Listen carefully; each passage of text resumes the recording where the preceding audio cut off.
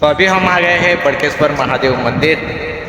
धार्मिक मान्यताओं के अनुसार यह स्थापित शिवलिंग लगभग 5000 वर्ष पुराना माना जाता है और यह स्वयंभू अरब सागर से प्रकट हुआ था। कहा जाता है कि जगत गुरु आदि शंकराचार्य ने द्वारका में अपने प्रवास के दौरान अरब सागर और गोमती नदी के इस तटवर्तीय क्षेत्र में शिव पूजा की परंपरा को सुदृढ़ किया और मंदिर का निर्माण कराया। इस मंदिर की सबसे अद्भुत विशेषता यहाँ का प्राकृतिक वातावरण है।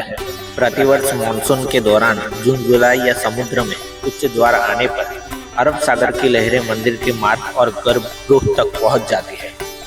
इस दौरान मंदिर कुछ समय के लिए समुद्र के पानी में आंशिक रूप से जलमग्न हो जाता है। श्रद्धालुओं की आस्था है कि स्वयं सागर देव यानी वरुण देव बड़केश्वर महादेव का जलाभिषेक करने खुद आते हैं।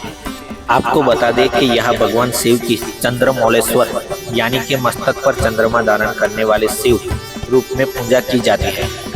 आपको यह भी बता दें कि मंदिर परिसर में 1300 से अधिक छोटे शिवलिंग, लगभग 1200 शालिग्राम शिलाएं और आदि शंकराचार्य से जुड़ी धातु की प्राचीन वस्तुएं सुरक्षित रखी हुई है।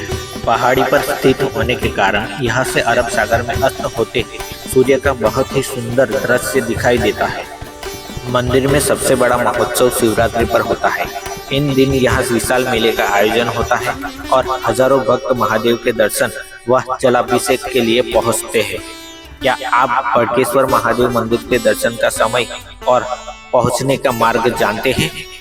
इस वीडियो को ज़्यादा से ज़्यादा अपने परिवारजनों में शेयर कीजिए और महादेव का आशीर्वाद मांगिए। तो मिलते हैं नेक्स्ट वीडियो में, तब तक के लिए हर हर महादेव, जय श्री कृष्ण, जय स्वामीनारायण।